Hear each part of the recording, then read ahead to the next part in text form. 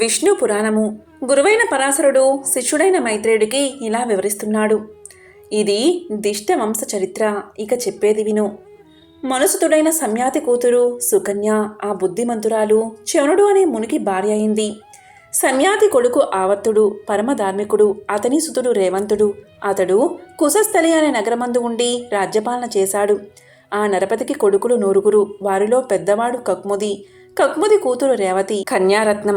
రూపురేఖలు ఆనాటి కన్నెలవరికీ లేని ఆ అతిశయ సౌందర్య వైభవాన్ని చూసి తండ్రి ఈ బాలకి అన్ని విధాలా తగిన వరుడిలా వస్తాడు, సృష్టికర్త అయిన ఆ బ్రహ్మను అడగవలసిందే అని కూతుర్ని వెంట ఉంచుకుని సత్యలోకానికి వెళ్ళాడు. ఆ సమయంలో బ్రహ్మ హాహాహుహులు అనే గంధర్వుల పాట వింటున్నాడు. చేసేదేమీ లేక కక్ముది కూడా బ్రహ్మసభలో ఒకచోట కూర్చుని పాట వింటున్నాడు.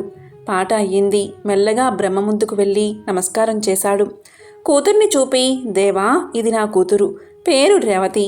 దీనికి వరుణ్ణి సృష్టించి ఉంటావు, ఎక్కడ ఉన్నాడు అని అనగా, బ్రహ్మ, నీ ఉద్దేశమేమిటి? ధరణిపై ఎందరో రాజకుమారులున్నారు కదా, వారిలో ఎవడికి ఇవ్వాలి అనుకుంటున్నావు అని అడిగాడు. కక్ముది ఎవరెవరినో చెప్పాడు. బ్రహ్మ చిరునవ్వు నవ్వి ఇలా అన్నాడు, రాజా, నే చెప్పేది విను. నువ్వు చెప్పిన రాజులే కాదు, వారి కొడుకులు మనవలు కూడా కాలగర్భాన కలిసిపోయారు. యుగాలు దొర్లిపోయాయి. కలియుగం సమీపిస్తుంది.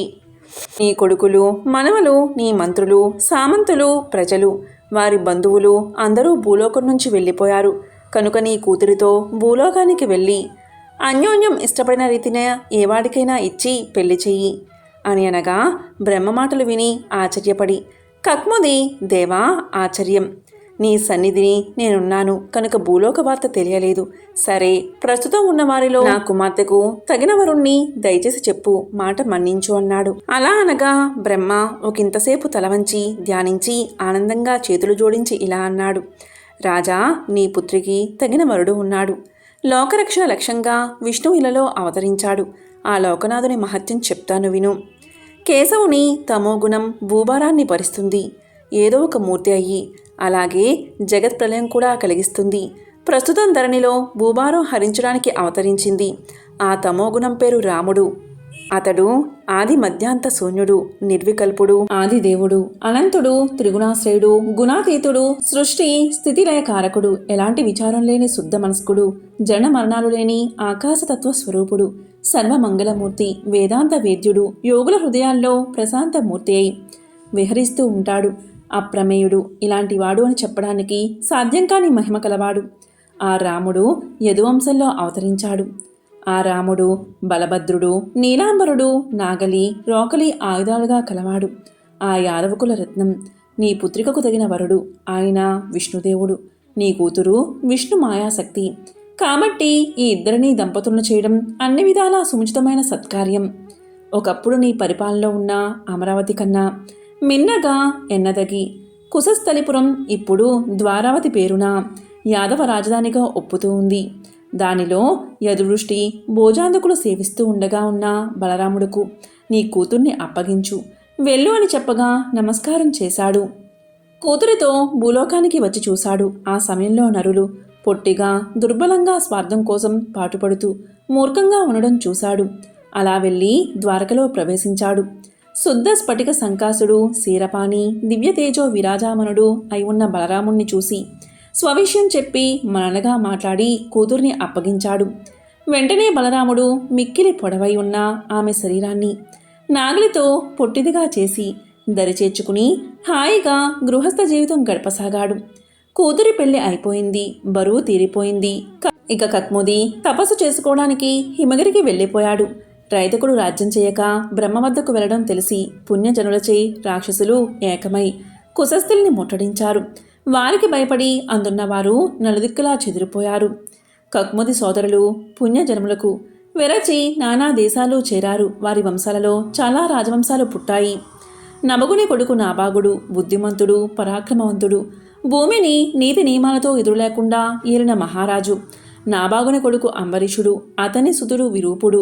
అతడు చాలా యజ్ఞాలు చేసి దేవతలకు భూదేవతలకు ఆనందం కలిగించిన వాడు.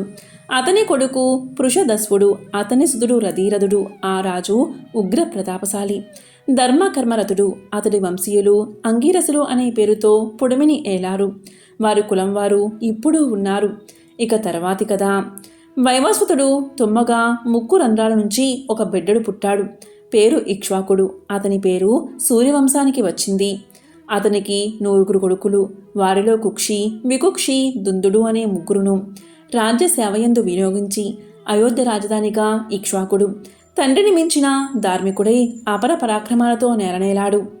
ఆ ఇక్ష్వాకుడు అష్టక శ్రాద్ధం అనే పితృకర్మ చేయడానికి సంకల్పించి మృగమాంసం తెమ్మని వికుక్షిని పంపించాడు. వికుక్షి అడవికి వెళ్ళి పలు మృగాలను చంపి అడవిలో తిరిగిన బడలికచే ఆకలి దప్పికలచే బాధపడుతూ ఒక చెట్టు కిందకు చేరి చెవులపిల్లి మాంసం అలాగే కొంత భక్షించి కొంతసేపైన తర్వాత నగరికి వచ్చి మాంసం తండ్రికి అందించాడు. ఇక కులగురువైన వశిష్ఠుడు అది అశుచిగా భావించి ఇలా అన్నాడు: రాజా, నీ కొడుకు అడవిలో తిరిగి మృగాలను చంపి ఒక చోట చెవులపిల్లి మాంసం కొంత తిని మిగిలింది తెచ్చి నీకిచ్చాడు. ఎంగిలి పదార్థం పితృకర్మకి ఉపయోగించరాదు కదా అనగా, గురువు మాటలు విని ఇక్ష్వాకుడు కోపగించి కొడుకుకు చివాట్లు పెట్టి స్వయంగా అడవికి వెళ్ళి మృగాలను చంపి మాంసం తెచ్చాడు. వశిష్ఠాదుల మెప్పుతో పితృక్రియ నిర్వర్తించాడు. వికుక్షి ససమాంస భక్షకుడైనందువల్ల ససాదుడు అనే పేరుతో ప్రసిద్ధుడయ్యాడు. తండ్రి తర్వాత పరిపాలకుడై ధర్మ మార్గాన ఏలబడి సాగించాడు. అశ్వమేధాలు నిరాటకంగా చేశాడు. శత్రువన్న వాడిని నామరూపాలతో ఉంచలేదు. అలా ససాదుడు విరాజిల్లి పురంజయుడు అనే తన కొడుకుకి పట్టం కట్టి తపస్సు కోసం అడవికి వెళ్ళిపోయాడు. పురంజయుడు ఎలాంటి కష్టాలు లేని విశిష్ట ధర్మ మార్గాన దొరతనం చెల్లించాడు. ఆ కాలంలో అసురులకు ఘోర యుద్ధం జరిగింది. ఆ యుద్ధంలో అసురదాటిక కాగలేక వైకుంఠానికి చేరుకున్నారు. విష్ణువును దర్శించి శిరసులు వంచి నమస్కారం చేసి రాక్షసుల వల్ల తమకు కలిగిన బాధను విన్నవించారు. విష్ణువు వారి గోడు విని, విచారించకండి, నా అంశతో తేజస్సుతో విరాజులుతున్న రాజు పురంజయుడు, వెళ్ళి సహాయం కోరండి, మీ క్షేమం కోరి ఆ రాజు రాక్షసులను ముక్కలు ముక్కలుగా ఖండిస్తాడు, వెళ్ళండి అని చెప్పగా ఇంద్రాదులు సాకేత నగరానికి వచ్చి పురంజయుని దర్శించి, రాజా, రాక్షసులతో పోరు, నిలవలేక వైకుంఠానికి వెళ్ళి విష్ణువును ప్రార్థించగా, నీ సహాయం మాకు క్షేమకరమని స్వామి పంపగా వచ్చాము, మాకు అభయమిచ్చి మా స్థానాలు మాకు వచ్చేటట్లు చెయ్యవలసింది అని దీనంగా అడిగారు. వారి గోడు విని పురంజయుడు విచిత్రమైన నిర్ణయంతో ఇలా అన్నాడు: 100 యజ్ఞాలు నిరాటకంగా చేసి ముజ్జగాల దొరై ఉన్న ఇంద్రుడు వృషభమైతే అతని మూపిపై ఉన్న నేను కూర్చుండి రాక్షసులను ఎదిరించి నిర్మూలించి మీకు గెలుపు కలిగిస్తాను అని అన్నారు దేవతలు. శివుడి ముందు నందిలాగా రాజు ముందు ఇంద్రుడు వృషభమై నిల్చున్నాడు. వెంటనే రాజు మహావిష్ణువును మనసారా భజించి ఆ వృషభాన్ని ఎక్కి యుద్ధానికి వెళ్ళి అసురులను చెండాడి వేల్పుకు గెలుపుతో పాటు పరమానందాన్ని కలిగించాడు. ఇలా పురంజయుడు వృషభ కకుత్సుడై కకుత్సుడు అనే నామాంతరం కలవాడయ్యాడు. కకుత్సుని కొడుకు వేణుడు, అతని సుతుడు పృథువు, పృథువు కొడుకు విశ్వగుడు, అతని కొడుకు పృథుయసుడు, ఆ రాజు కొడుకు చంద్రుడు, చంద్రుడి నందనుడు యవనాశ్వుడు, వాని కొడుకు సావస్తి, గొప్ప కీర్తి సంపాదించిన రాజు. వాడి పేరుతో సావస్తి అనే నగరం చరితకెక్కింది. సావస్తి కొడుకు బృహదస్వుడు, వాడి పుత్రుడు కువలాశ్వుడు. ఆ రాజు శ్రీహరి అనుగ్రహంతో ఎదురైన రాజుగా ఎలనేరాడు. ఈ విధంగా విష్ణు పురాణాన్ని గురువైన పరాశరుడు మైత్రేయుడికి వివరిస్తున్నాడు. విష్ణు పురాణము. ఓం నమో నారాయణాయ.